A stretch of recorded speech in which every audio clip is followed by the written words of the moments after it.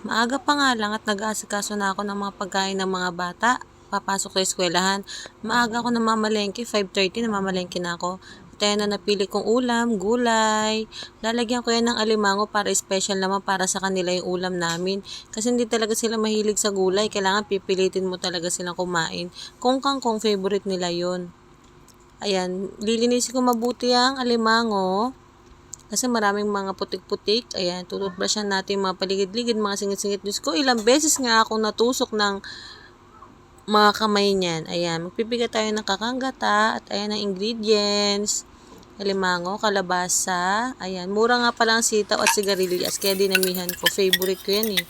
Magigisa tayo ng luya. Kailangan lalabas ang kanyang aroma. Bawang, sibuyas. Ayan, medyo toasted din natin. Naglagay din ako ng konting bagoong pampalasa dun sa ating gata.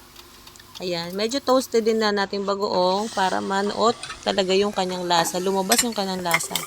Ilalagay na natin ang kalabasa. Isasabay na natin ang alimango. Ayan, alimangong dagat yan. Kaya may mga batik-batik na puti. Kasi yung pinaka-plain niya na mataba, yun yung alimangong putik na tinatawag na mud crab. Yan, lagyan natin ng spices.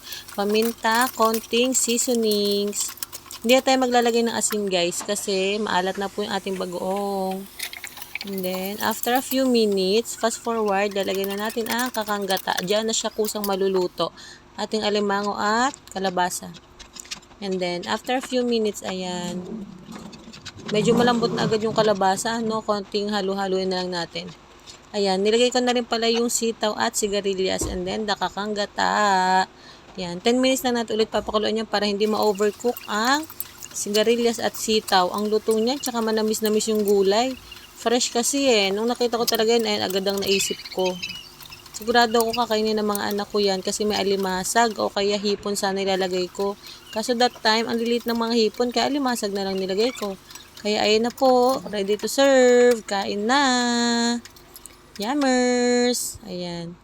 Siyempre, 8 a.m. pa lang yan. Ayan, pray muna tayo. Thank you, Lord, sa everyday blessings. Sabay-sabay kami kumakain sa Ate Miley, sa Ate Jazz. Ayan, tigisa sila, di ba? Inuna agad nila yung alimasag.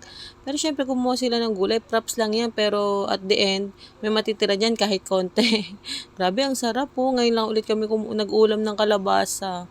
Si Papa nagtimpla ng kape.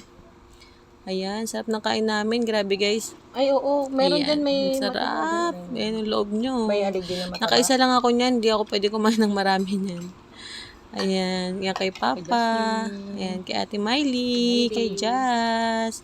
Thank you Lord sa all blessings. Thank you sa panonood.